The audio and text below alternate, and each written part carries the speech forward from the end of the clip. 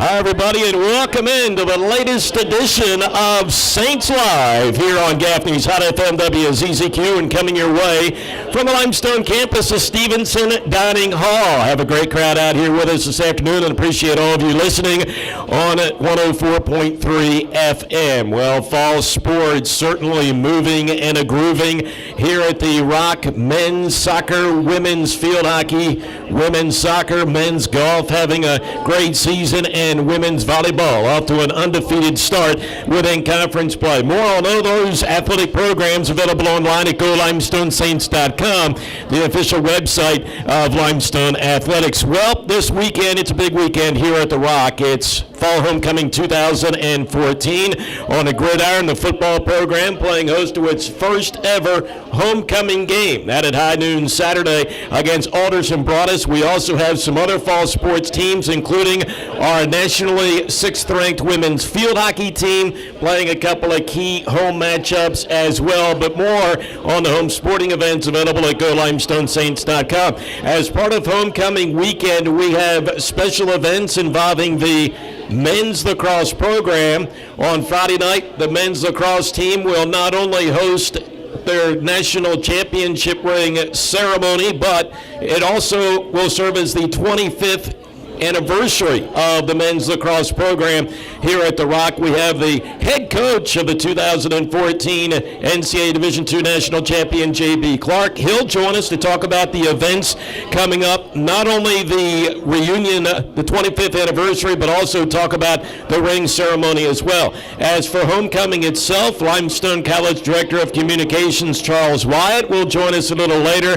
Charles will talk about all the homecoming events surrounding the upcoming weekend. So we are off and running with the latest edition of Saints Live. We'll continue from the Stevenson Dining Center on the Limestone campus after this on Gaffney's Hot FM.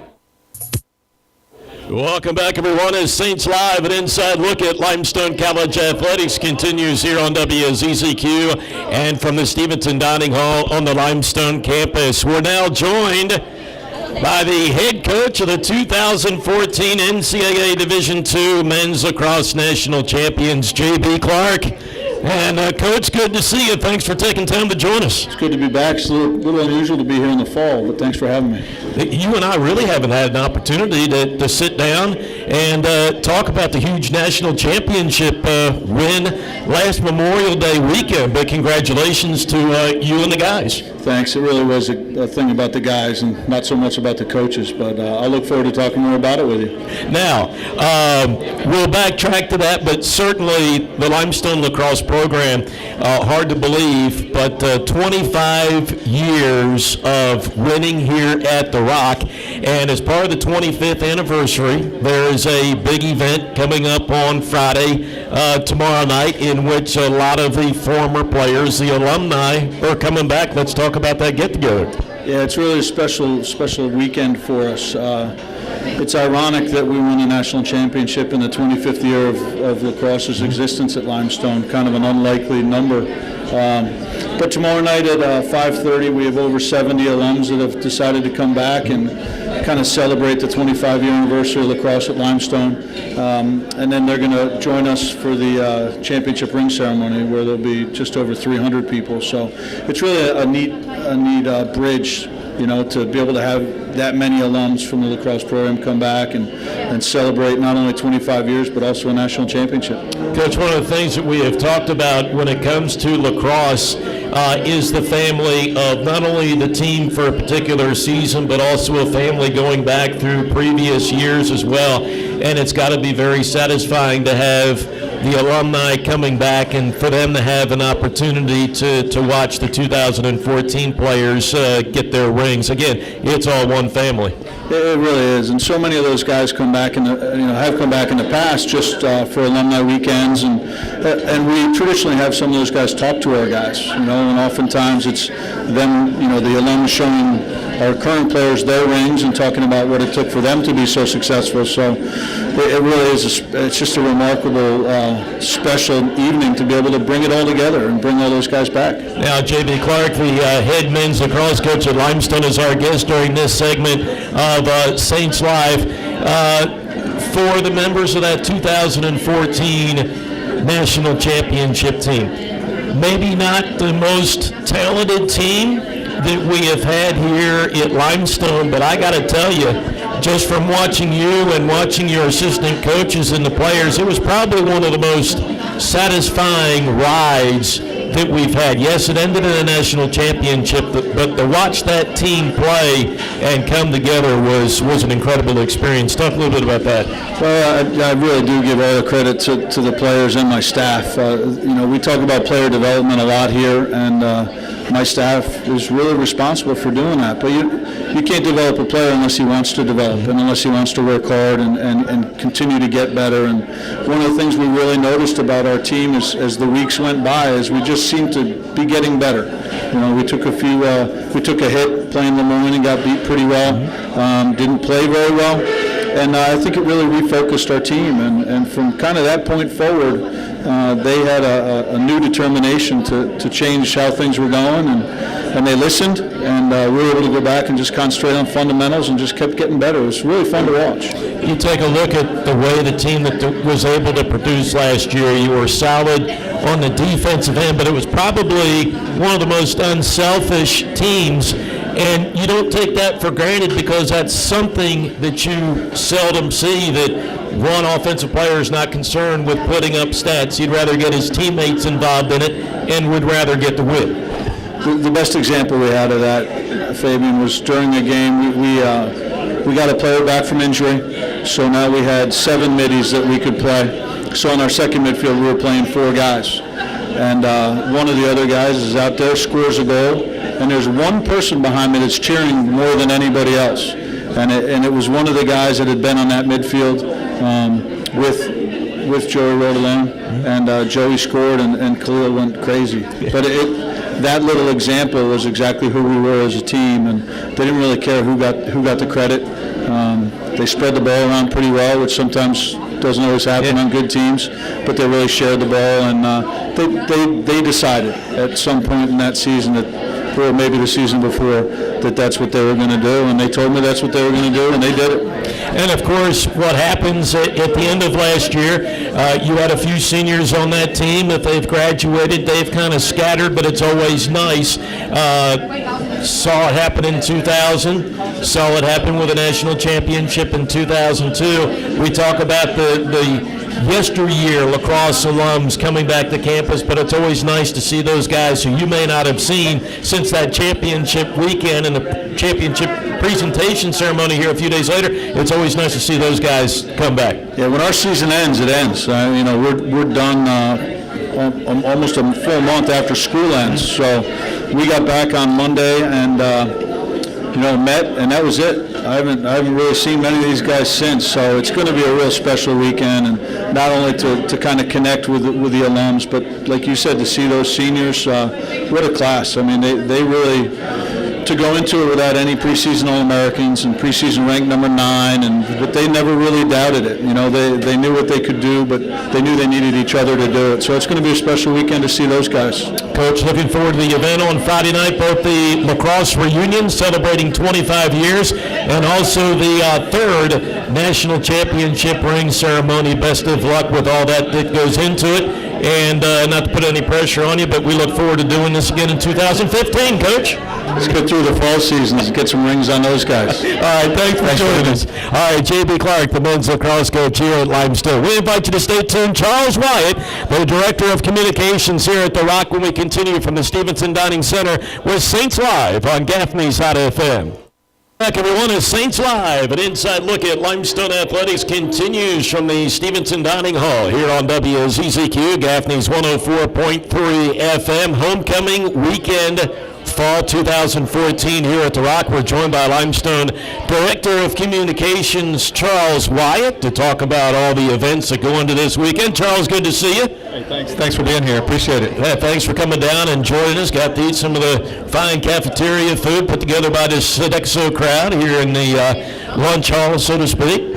Excellent food, and I lost the coin toss, so I had to follow the national championship coach. I don't know. Thanks for that. I appreciate it. Should have put me on first. That's a tough act to follow. A lot going on this weekend, Charles, with homecoming.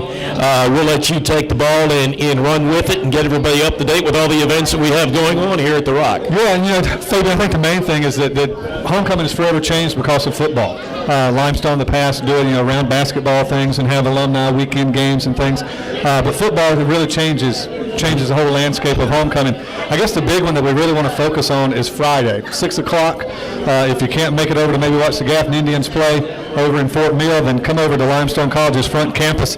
Our football team will be there, our coaches, our band, our cheerleaders, the dance squad, Bernie, the mascot, will be there. We're going to have some competition announcements that we'll make. We'll introduce our homecoming king and queen court, but that starts at 6 o'clock on the front campus. Originally scheduled for 7 o'clock. Just want to clarify that. I think we've put some commercials out with you guys that have said 7 o'clock. We've moved it to 6 o'clock because Bobby James and his guys are a little busy at 7 o'clock on a Friday night. So you can't have a pep rally for homecoming without the football team and our head coaches. So talk to Coach James, and we've agreed to move it to 6 o'clock, front campus, right in front of the fountain. Of course, admission is free, and not just for Limestone students. We expect all of them to be there, but for the community as well. Now, you also mentioned something that I found interesting here. You were talking about the homecoming court being introduced as part of the festivities on Friday night as well.